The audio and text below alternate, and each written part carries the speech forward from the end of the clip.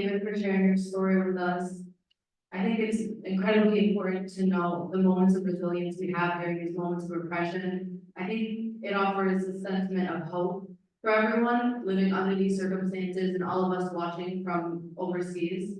I would like to pass the mic over to our next speaker, Alaa.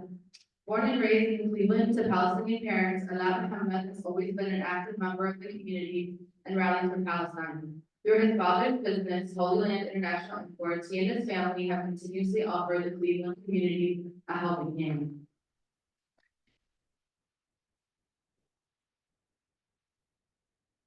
I don't even think I need this. Do I need this?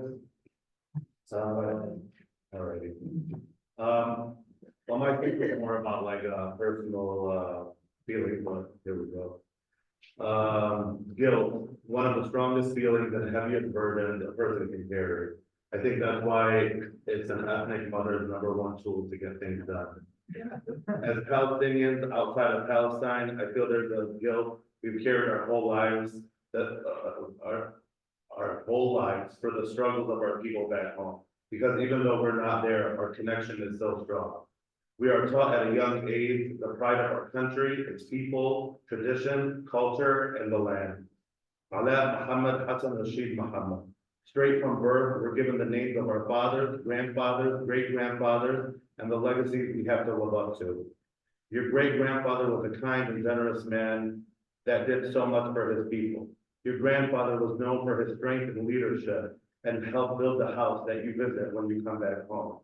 We're told how our dads and uncles would go to the mountains to pick sage, mulchia, olive, and thyme to bring back home to the women in the village. How our grandmothers, mothers, and aunts would gather around to help preserve the crops. One would pick the leaves, the other would dry, and one would make a delicious za'atar mix. All while my grandmother was making fresh bread on the taboo. They told us how amazing that first bite of warm, soft bread was, dipped into the beautiful green, freshly squeezed olive oil from our trees, sprinkled with the za'atar they just made. They took pride in their crops and their gardens, teaching us the different kinds of figs, grapes, olives, and how everyone loved my grandmother's figs. And when they were ready, she would pass them around to the neighborhood. Over 10 years ago, I had a customer, Sabah, an older woman I've known my whole life from the same city in Palestine. She stopped in on her way home from the airport to grab some stuff from the store. As she walked in the store, she was holding 2 mint plants, roots and all.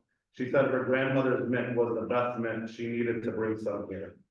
A 2-hour drive from the Beira, Palestine to Jordan, a 13-hour flight from Jordan to Chicago, and finally a 1-hour flight to Cleveland. She held these 2 plants in her hand the whole time. She said she didn't care about anything else as long as she got the plants here. We're not only taught about our people, but our land and the richness of the soil and the amazing crops it produces. Traditions that go way beyond the river and the sea, past borders and across oceans. In the summer, you can spot Palestinian women in groups on highways, trails, and parks picking grape leaves from the amazing crop that one of them spotted earlier that week.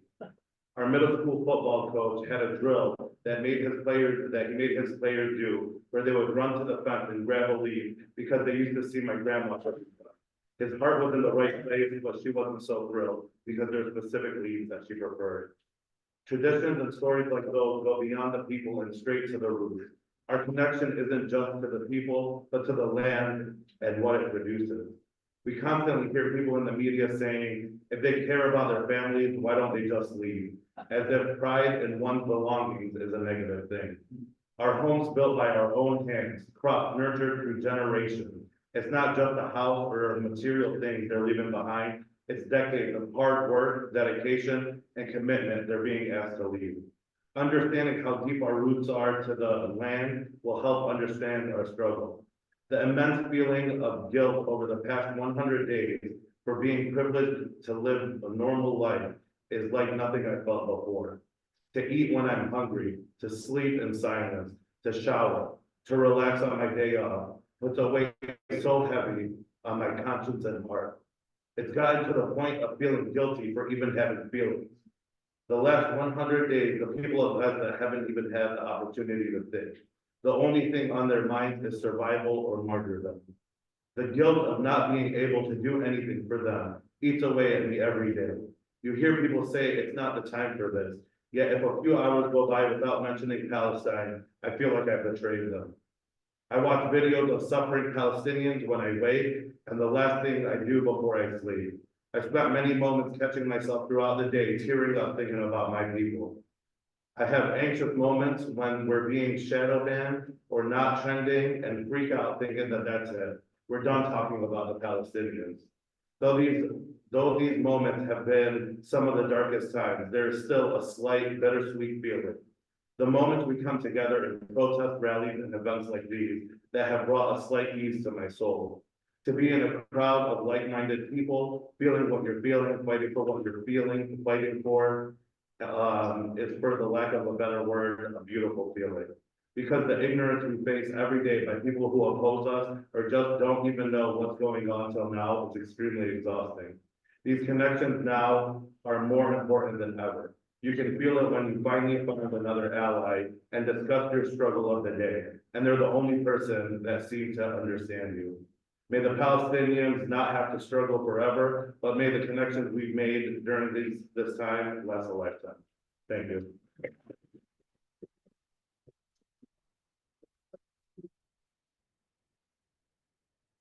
Thank you. That was incredibly powerful. Yes, it was. As